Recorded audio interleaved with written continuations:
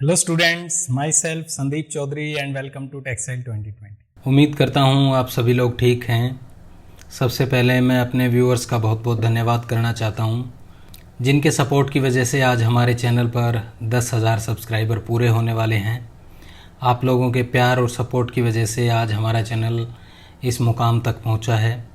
मैं आप सभी का हाथ जोड़कर तहे दिल से धन्यवाद करता हूँ और मैं आप सबसे माफ़ी मांगना चाहता हूँ कि पिछले 70 डेज से मैं कोई वीडियो नहीं डाल पाया, क्योंकि कोरोना की वजह से मैं बहुत ज़्यादा बीमार था और मैं इस कंडीशन में नहीं था कि वीडियो बना सकूं और वीडियो एडिट करके उसे अपलोड कर सकूं। लेकिन अब मेरी हेल्थ काफ़ी ठीक है और मेरे पास काफ़ी स्टूडेंट्स की बार बार रिक्वेस्ट आ रही थी कि सर मल्टीपल चॉइस क्वेश्चंस के वीडियो बनाइए, मल्टीपल चॉइस क्वेश्चन की हमें ज़रूरत है। तो इसलिए ये वीडियो आज मैं मल्टीपल चॉइस क्वेश्चन पे बना रहा हूँ।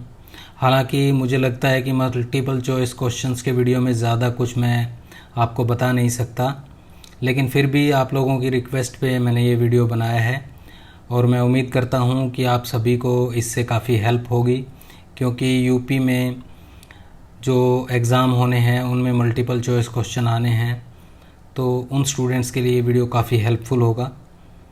तो आज का वीडियो मल्टीपल चॉइस क्वेश्चंस का है, जो कि एडवांस वीविंग सब्जेक्ट से रिलेटेड है, जिसके अंदर shuttleless loom, air jet, rapier, water jet, इन सभी लूम्स के वेफ्ट इंसर्शन सिस्टम के बारे में क्वेश्चंस हैं। अगर ये वीडियो ज़्यादा लंबा होता है तो मैं इसे 2 पार्ट्स में अपलोड करूँगा और इसके बाद मैं कोशिश करूँगा कि जल्द ही अगला वीडियो आपको जो एडवांस फैब्रिक स्ट्रक्चर से रिलेटेड सब्जेक्ट है उसके ऊपर मल्टीपल चॉइस क्वेश्चन का दूँ। मैं कोशिश करूँगा जल्दी से जल्दी आपको वीडियो मिले, ताकि आपके एग्ज़ाम से पहले आपको उससे कुछ हेल्प मिल सके। और जैसा कि मैं हमेशा कहता हूँ, अगर आप हमारे चैनल पे नए हैं तो हमारे चैनल को सब्सक्राइब कर लीजिए और बेल आइकन को प्रेस करके ऑल पे क्लिक कर लीजिए, ताकि हमारे लेटेस्ट वीडियो का नोटिफिकेशन आपको सबसे पहले मिल जाए। तो चलिए स्टार्ट करते हैं। तो सबसे पहले जो एडवांस वीविंग सब्जेक्ट है उसके बारे में हमें पता है कि उसके अंदर शटललेस लूम्स के बारे में ज़्यादा बताया गया है और एक कंपैरिजन किया गया है कि शटललेस लूम क्या होती हैं, शटल लूम से वो कैसे बेटर हैं, किस तरह से एडवांसमेंट करके शटल लूम्स को शटललेस लूम्स ने रिप्लेस किया है।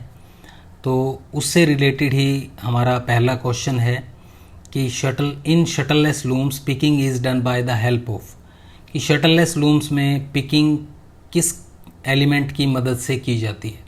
तो पहला ऑप्शन है शटल की हेल्प से नहीं की जाती, हम जानते हैं। दूसरा ऑप्शन है विदाउट शटल, तीसरा ऑप्शन है रीड, चौथा ऑप्शन है नन ऑफ द अबव। तो रीड की मदद से हम पिकिंग नहीं कर सकते, तो अब हमारे पास जो एक ऑप्शन बचा वो है विदाउट शटल, मतलब हम शटल का यूज़ नहीं करते।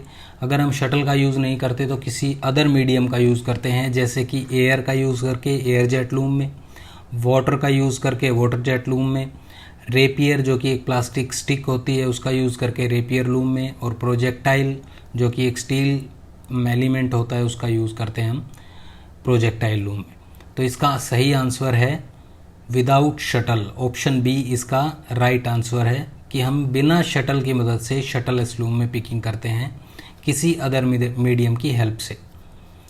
उसके बाद सेकंड क्वेश्चन है speed of shuttleless looms is generally dash than shuttle looms, कि शटललेस लूम्स की स्पीड शटल लूम से ज़्यादा होती है। तो ये क्या ऑप्शन, इसके अंदर क्या आंसर होना चाहिए? क्या शटललेस लूम्स की स्पीड शटल लूम से लोअर होती है, शटल लूम से हायर होती है, इक्वल होती है, या नन ऑफ द अबव? तो हम जानते हैं कि शटल लूम में फ्रिक्शन ज़्यादा होता है, शटल की मूवमेंट की वजह से शटल का कुछ वेट होता है, जिसकी वजह से शटल लूम्स की स्पीड कम होती है। शटललेस लूम में हम air jet, water jet, projectile, rapier का यूज़ करते हैं, जिसकी वजह से speed of shuttleless loom is generally higher, ज़्यादा होती है। तो इसका सही आंसर है ऑप्शन बी, हायर होती है। क्यों होती है? क्योंकि हम इसके अंदर शटल का यूज़ नहीं कर रहे हैं, शटल का खुद का कुछ वेट होता है, जिसकी वजह से स्पीड कम रहती है शटल लूम की। फ्रिक्शन की वजह से भी शटल लूम की स्पीड कम रहती है। तो शटललेस लूम की स्पीड जनरली हायर होती है शटल लूम से। अब बढ़ते हैं नेक्स्ट क्वेश्चन की तरफ।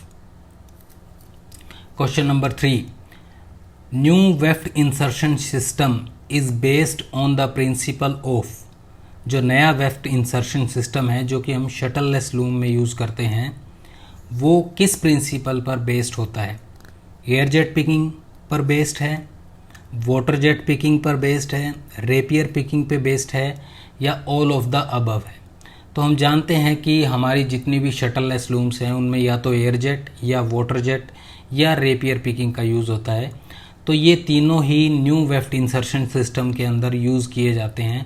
तो इसका आंसर है ऑल ऑफ द अबव, कि जो ये तीनों ऑप्शन ऊपर दिए गए हैं ये तीनों ही न्यू वेफ्ट इंसर्शन सिस्टम के एग्जाम्पल हैं। उसके बाद नेक्स्ट क्वेश्चन है, relay nozzles are used in, relay nozzle का यूज़ हम कहाँ पर करते हैं? रिले नोज़ल ये एक नई टर्म है जो कि एयर जेट लूम के अंदर हम यूज़ करते हैं। एयर जेट लूम के अंदर अलग अलग टाइप की नोज़ल यूज़ होती हैं, main nozzle, fix nozzle, movable nozzle, relay nozzle. तो रिले नोज़ल हम कह सकते हैं कि एयर जेट लूम का एक पार्ट होती हैं जो पिकिंग में एयर जेट लूम को हेल्प करती हैं। तो relay nozzles are used in air jet loom, water jet loom, rapier loom, none of the above. Rapier loom में रिले नोजल का काम नहीं होता कोई भी, वाटर जेट के अंदर भी रिले नोजल का यूज़ नहीं होता। तो हमारा सही आंसर है इस क्वेश्चन का air jet loom. Air jet loom के अंदर वेफ्ट यान को एक साइड से रिसीविंग साइड से पिकिंग साइड से रिसीविंग साइड तक ले जाने के लिए हम एयर का प्रेशर यूज़ करते हैं, एयर जेट का यूज़ करते हैं। वो एयर जेट रिले नोज़ल की मदद से आगे तक वेफ्ट को लेकर जाता है जिसकी वजह से पिकिंग होती है। तो रिले नोज़ल यूज़ की जाती हैं एयर जेट लूम्स में।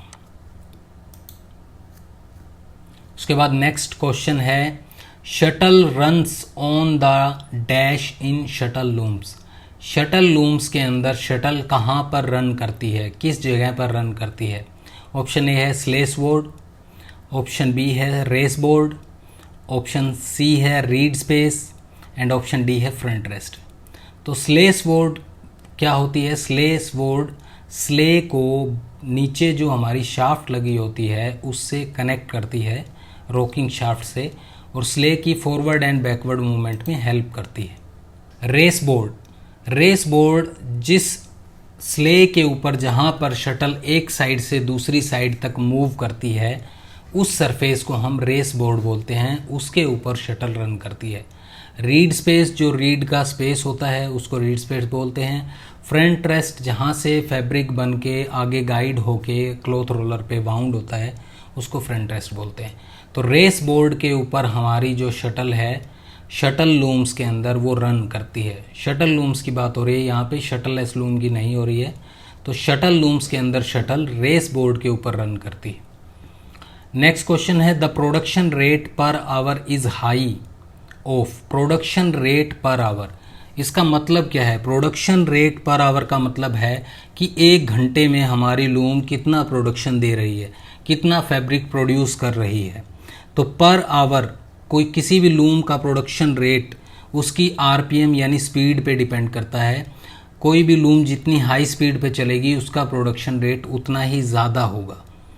तो हमारे ऑप्शंस हैं, production rate per hour is high of shuttle looms, shuttle less looms, both A and B, shuttle loom and shuttleless loom, none of the above. क्या shuttle looms का production rate ज़्यादा होता है या shuttle less loom का ज़्यादा होता है?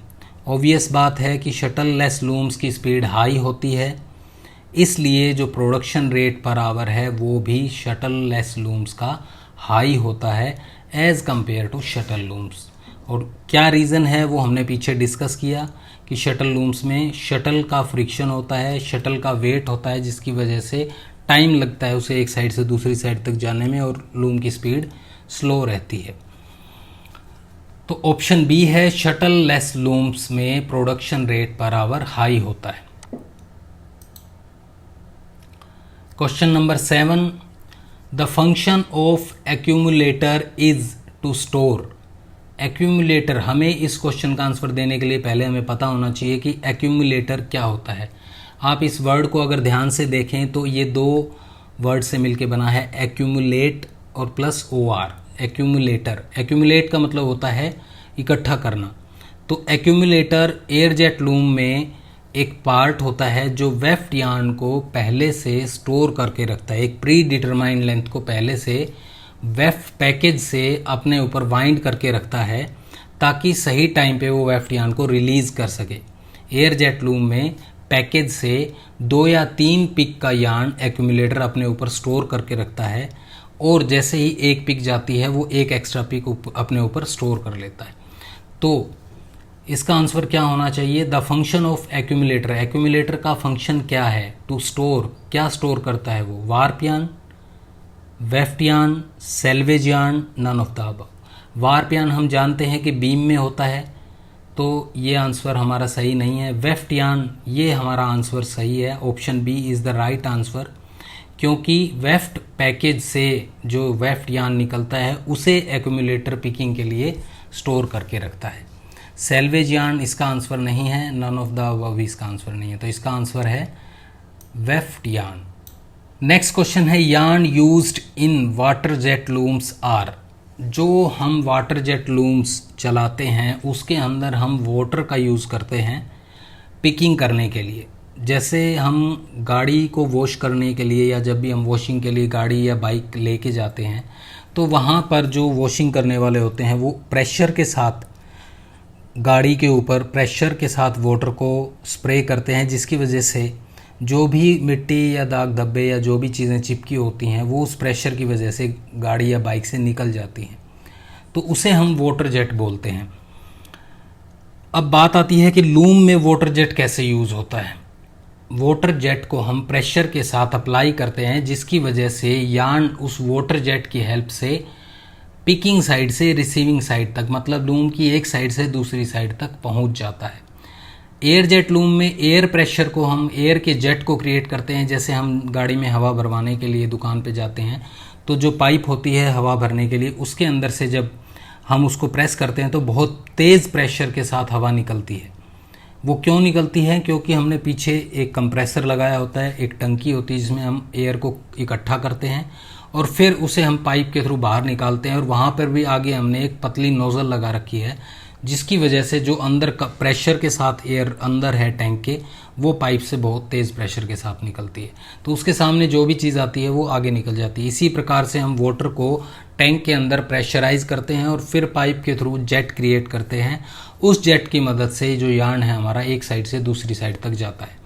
तो अब इस क्वेश्चन का आंसर क्या होना चाहिए? Yarns used in water jet looms. Water jet loom में हम कौन से यार्न को यूज़ कर सकते हैं? नंबर 1 ऑप्शन है हाइड्रोफोबिक। हाइड्रो का मतलब होता है वाटर, फोबिक का मतलब होता है डर। जिसे वाटर से डर लगे उसको हम बोलेंगे हाइड्रोफोबिक यार्न। हाइड्रोफिलिक का मतलब है जिसे वाटर से डर ना लगता हो, जो वाटर के साथ अटैच हो जाता हो, उसे हम हाइड्रोफिलिक बोलेंगे। हाइड्रो मतलब वाटर, फोबिक मतलब जिसे डर लगे, फिलिक मतलब जिसे डर ना लगे। तो वाटर जेट लूम के अंदर हम कौन सा यार्न यूज़ कर सकते हैं? हाइड्रोफोबिक, हाइड्रोफिलिक, हाई ट्विस्टेड, लो ट्विस्टेड। ट्विस्ट का इससे कोई ज़्यादा लेना देना नहीं है। अब हमारे पास 2 ऑप्शन बचते हैं, हाइड्रोफोबिक और हाइड्रोफिलिक। तो वाटर, जो वाटर से दूर रहे, जिसको वाटर से डर लगे, वो यार्न हमारे वाटर जेट लूम में हम यूज़ कर सकते हैं, क्योंकि वाटर को एब्जॉर्ब नहीं करेगा। वाटर जेट लूम के अंदर हम ज़्यादातर प्लास्टिक यार्न, थर्मोप्लास्टिक यार्न को यूज़ करते हैं वाटर जेट लूम के अंदर, वार्प में भी, वेफ्ट में भी। क्योंकि अगर हम कॉटन यार्न को वाटर जेट लूम में यूज़ करेंगे तो कॉटन की मॉइस्चर एब्जॉर्बेंसी अच्छी होती है, वो कॉटन मॉइस्चर एब्जॉर्ब कर लेगी, वाटर को एब्जॉर्ब कर लेगी, जिसकी वजह से वीविंग करना पॉसिबल नहीं है। तो जितने भी प्लास्टिक से बने हुए हमारे फैब्रिक होते हैं उनको हम वाटर जेट लूम में आसानी से प्रोड्यूस कर सकते हैं। थर्मोप्लास्टिक यार्न्स को हम प्रोड्यूस कर सकते हैं। इनके एग्जांपल हो सकते हैं जो गाड़ी को कवर करने के लिए हम कार कवर लेके आते हैं मार्केट से, तिरपाल बोल सकते हैं आप, क्योंकि वो मॉइस्चर को ज़्यादा एब्जॉर्ब नहीं कर सकते। तो इस तरह का मटेरियल जो बाइक कवर्स हैं या गाड़ियों को कवर करने के लिए कार कवर्स हैं, इस तरह के जो भी फैब्रिक्स हैं वो वाटर जेट लूम में प्रोड्यूस किए जा सकते हैं।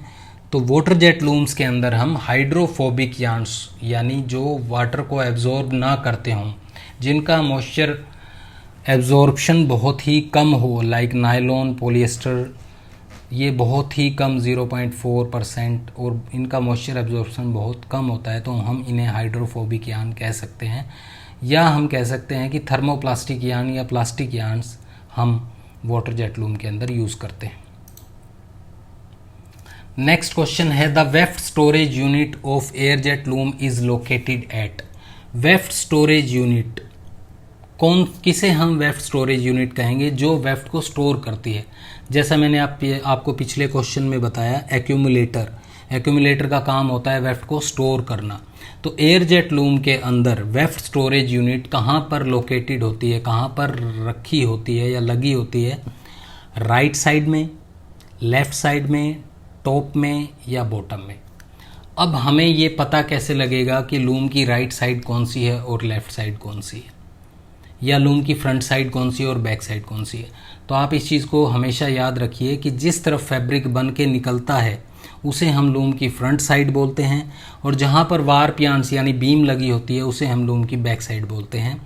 अब अगर हम फैब्रिक की साइड खड़े हैं, लूम की फ्रंट साइड में खड़े हैं, तो वहाँ से जो हमारा लेफ़्ट हैंड है वो लूम की लेफ़्ट हैंड साइड होती है, और जो हमारा राइट हैंड है वो लूम की राइट साइड होती है।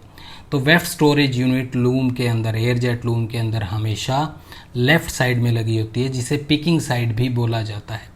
दूसरी साइड को रिसीविंग साइड बोला जाता है, और जहाँ से पिकिंग स्टार्ट होती है, जहाँ पर वेफ्ट रखा होता है या वेफ्ट फीड होता है, उसे हम पिकिंग साइड बोलते हैं, जो कि लेफ़्ट साइड में होती है।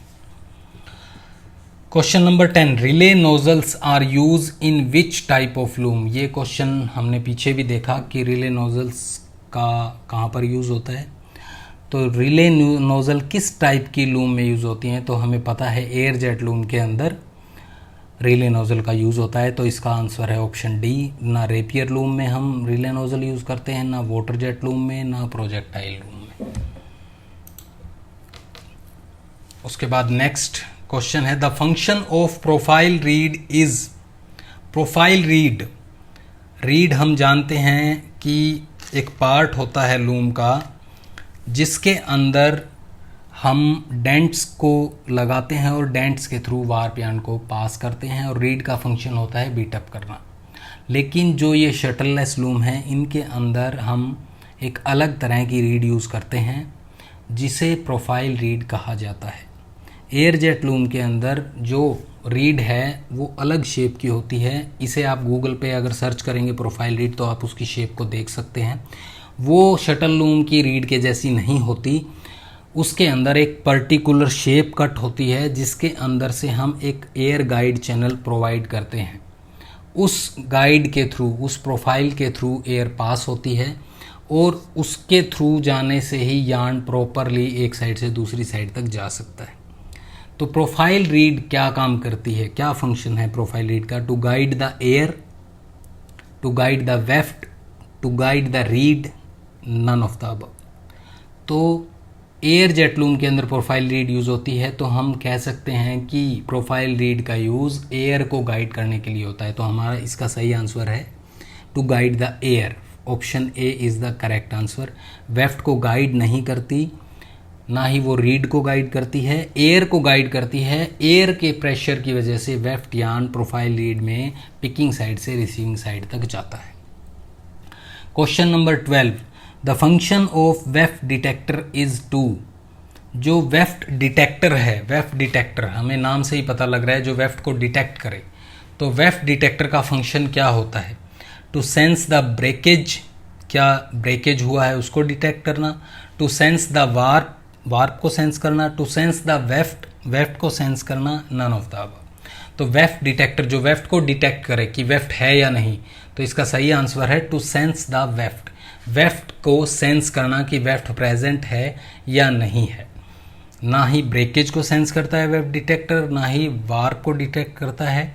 ये वेफ्ट को डिटेक्ट करता है। अगर वेफ्ट नहीं है तो लूम को ये स्टार्ट नहीं करता, लूम को स्टॉप रखता है। तो ये कुछ क्वेश्चन हमने डिस्कस किए। हमारा वीडियो ऑलरेडी काफ़ी लंबा होता जा रहा है। बाकी के जो क्वेश्चन हैं, टोटल 50 क्वेश्चंस हैं, तो बाकी के क्वेश्चंस हम नेक्स्ट वीडियो में डिस्कस करेंगे। आई होप आपको ये वीडियो समझ में आया होगा। अगर किसी क्वेश्चन में आपको डाउट है तो आप मुझे कमेंट बॉक्स में लिख कर मुझसे पूछ सकते हैं। इसके अलावा आप मुझसे कांटेक्ट कर सकते हैं फेसबुक मैसेंजर पे। हमारा फेसबुक पेज है textilehelp.org। आप हमें इंस्टाग्राम पे मैसेज कर सकते हैं, इंस्टाग्राम पे फॉलो कर सकते हैं textilehelp_official। आप हमें ईमेल कर सकते हैं textilehelp.org@gmail.com। Keep smiling, keep learning, keep supporting. Thank you so much for watching.